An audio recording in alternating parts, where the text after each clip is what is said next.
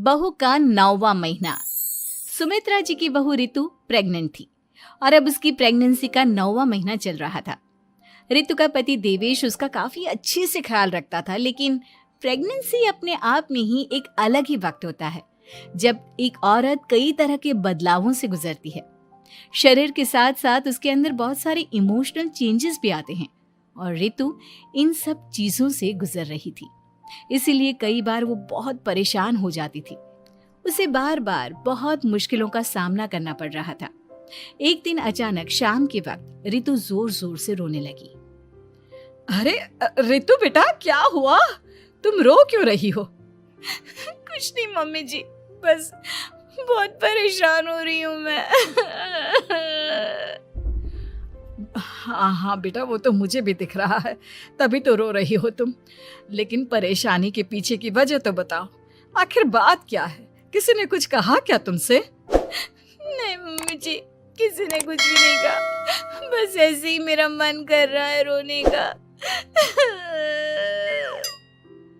अरे बेटा, ये क्या बात हुई? रोने का मन कर रहा है?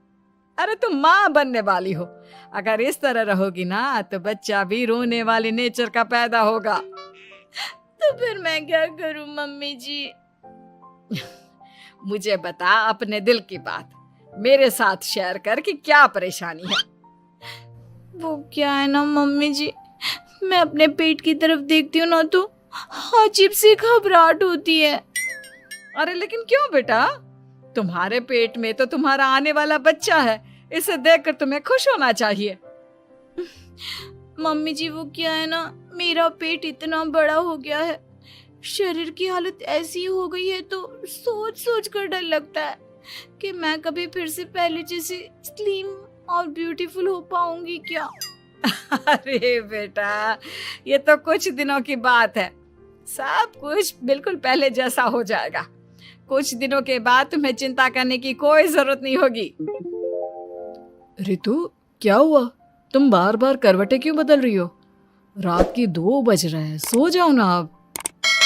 देवेश, नींद नहीं आ रही है, मैं ठीक से सो नहीं पा रही हूँ। अरे ये क्या, तुम तो उठकर बैठ गई।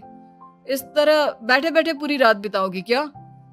क्या करूं देवेश, पेट की वजह से जैसे ही लेटती हूँ अजीब सा लगने लगता है, ठीक से सो भी नहीं पाती।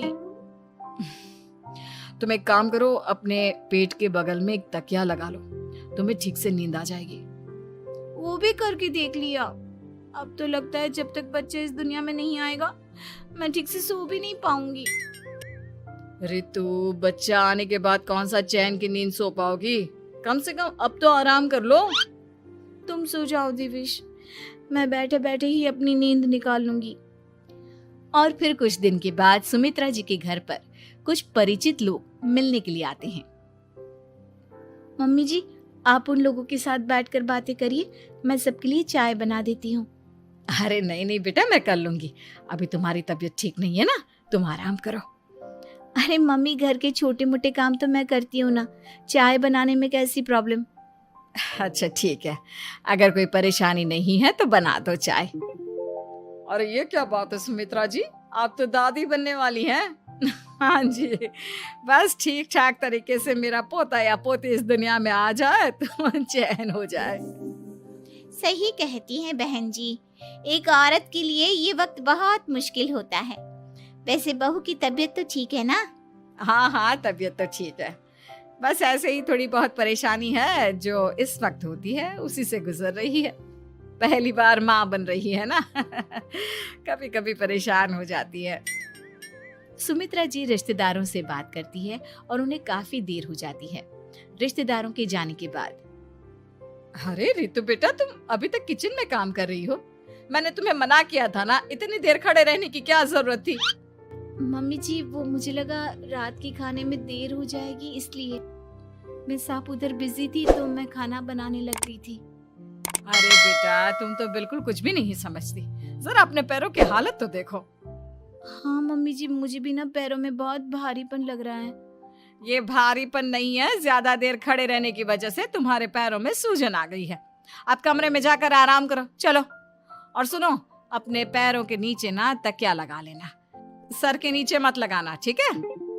अपने कमरे में जाने के बाद यार ये प्रेगनेंसी भी कितनी अजीब चीज है, कभी रोने का मन करता है, कभी हंसने का। घर में सब मुझे बहुत प्यार करते हैं, लेकिन प्रेगनेंसी की जो प्रॉब्लम्स मैं फेस कर रही हूँ वो मैं किसी को नहीं समझा सकती। ये सब कब ठीक होगा? और फिर एक रात अचानक रितु नींद में उठकर बैठ जाती है और अपने पूरे शरीर पर खुजली करने लगती है। देवेश की आंख खुलती है और वो रितु को इस तरह खुजली करते हुए देखता है। अरे क्या हुआ रितु, तुम ठीक तो हो ना? पता नहीं क्यों देवेश, लेकिन अचानक से पूरे शरीर में खुजली हो रही है। दिखाओ जरा मुझे। अरे लेकिन तुम्हारे शरीर पर तो कोई मच्छर के काटने के या किसी तरह के रैशेस भी नहीं है, फिर खुजली क्यों हो रही है? लगता है ये भी प्रेगनेंसी की कोई नई प्रॉब्लम है। अरे अरे परेशान मत हो, मैं मम्मी को बुला कर लाता हूँ। सुमित्रा जी के आने के बाद अरे क्या बात है बेटा, इस तरह क्यों खुजली कर रही हो? अचानक से क्या हो गया तुम्हें? मम्मी जी ऐसा लग रहा है जैसे सर से पैर तक पूरे बदन में मच्छरों ने काट लिया हो। अरे लेकिन इसमें रोने की क्या बात है, चुप हो जा, सब ठीक हो जाएगा। हाँ मैं बहुत परेशान हो गई हूँ, बस अब जल्दी से बच्चा इस दुनिया में आ जाना चाहिए ताकि मुझे इन सारी प्रॉब्लम से मुक्ति मिले। ऐसा नहीं कहते रितु, माँ बनना तो दुनिया की सबसे बड़ी खुशखबरी है और ये सारी परेशानियां तो सबके साथ होती है। जानती हूँ, लेकिन फिर भी क्या करूँ, रात को सो नहीं सकती। कभी पेट भर के खाना खा लेती हूँ तो उल्टी करने का मन करता है। ज्यादा देर खड़ी हो जाती हूँ तो पैर में सूजन आ जाती है। ज्यादा देर बाहर घूमने भी नहीं जा सकती वरना टॉयलेट की प्रॉब्लम। ये सब कब ठीक होगा? कुछ दिन और बीत गए और अब तक रितु का 9वां महीना खत्म होने का वक्त आ गया था। अब हर दिन रितु बस यही सोचती थी कि उसका बच्चा इस दुनिया में आने वाला है। हाँ, वो बात अलग थी कि वो कई तरह की इमोशनल चेंजेस से गुजर रही थी और फिर एक दिन अचानक, देवेश, मुझे ना चाउमीन खाने का मन कर रहा है। अभी रात के 12 बजे? अरे रितु, इस वक्त चाउमीन कहाँ से लेकर आऊंगा मैं? किसी होटल में फोन करो ना, कोई तो डिलीवर करता होगा ना इतनी रात को। नहीं नहीं रितु, इतनी रात को कोई डिलीवर नहीं करता, तुम कल खा लेना, मैं कल तुम्हारे लिए लेकर आऊंगा बस।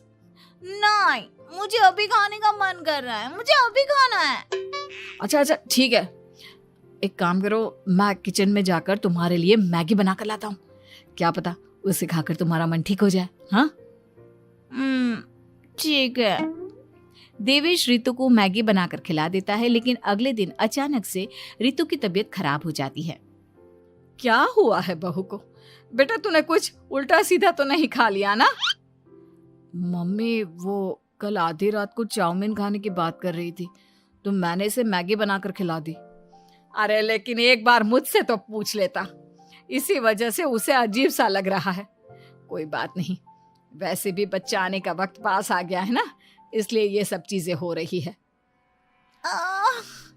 मेरे पेट में बहुत दर्द हो रहा है, जब से मैगी खाई है तब से पता नहीं क्या हो गया। अरे कुछ नहीं हुआ बेटा, बस कुछ दिन की बात और है, परेशान मत हो। चल हम तुम्हें ना डॉक्टर के पास ले चलते हैं। हॉस्पिटल जाने के बाद मजनूपति, अब तो मेरी हद बहू हो की गई। तबीयत ठीक तो है ठान ना? कर बैठे हो क्या कि हाँ, जिंदगी में वैसे तो सब कुछ ठीक लगता है, डाइजेशन का प्रॉब्लम हो गया है, ऐसे वक्त में हो जाता है। प्रेगनेंसी की वजह से पेट के ऊपर बहुत प्रेशर आ जाता है, इसलिए डाइजेशन थोड़ा वीक हो जाता है।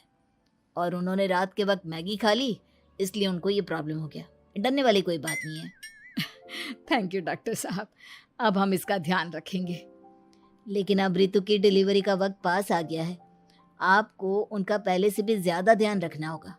मैंने चेकअप कर लिया है, 1 सप्ताह के अंदर रितु की डिलीवरी होने के पूरे चांस है।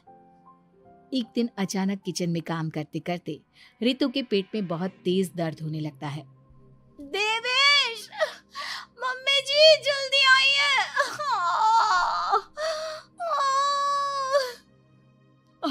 अरे क्या हुआ बहू, क्या हुआ तुम्हें? बहुत दर्द हो रहा है मम्मी, मेरे पेट में बहुत तेज दर्द हो रहा है, मुझसे खड़ा भी नहीं रहा जा रहा। इधर आ जाओ रितु, मैं तुम्हें बेड पर लिटा देता हूँ, सब ठीक हो जाएगा। बेटा, मुझे लगता है इसकी डिलीवरी का वक्त पास आ गया है। अब हमें रितु को हॉस्पिटल ले जाना होगा। वैसे भी डॉक्टर ने कहा था कि 1 सप्ताह के अंदर डिलीवरी कभी भी हो सकती है। मुझे बहुत दर्द हो रहा है, ऐसा लग रहा है जैसे मैं मर जाऊंगी। प्लीज मुझे बचा लो देवेश। अरे रितु, घबराओ मत, ऐसा कुछ नहीं होगा।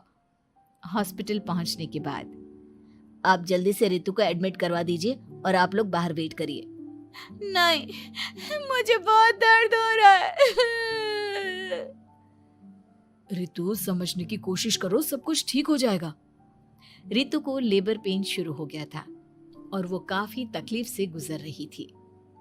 एक बच्चे को जन्म देते समय औरत जिस तकलीफ से गुजरती है उसे सिर्फ वही समझ सकती है। रितु की तकलीफ को देखकर देवेश भी काफी इमोशनल हो गया था। रितु को इस तरह चीखते देखकर उसे बहुत दुख हो रहा था, लेकिन आधे घंटे के बाद जब डॉक्टर अपने हाथ में रितु और देवेश की छोटी सी बच्ची को लेकर आया तो रितु के चेहरे पर स्माइल आ गई। रितु, ये देखो, तुम्हारी और मेरी नन्ही सी बेटी। ये तो एकदम परी की तरह दिखती है। दिखेगी क्यों नहीं, एकदम तुम पर गई है ना, इसलिए। लेकिन मम्मी, उसकी नाक तो मेरे जैसी है। अच्छा ठीक है, नाक तुम रख लो, बाकी सब मेरे जैसा।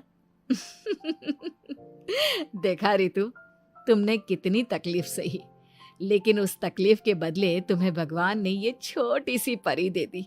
और ऐसा सब औरतों के साथ होता है। तुमने बहुत हिम्मत रखी है बेटा, और इसका नतीजा आज हमारे सामने है।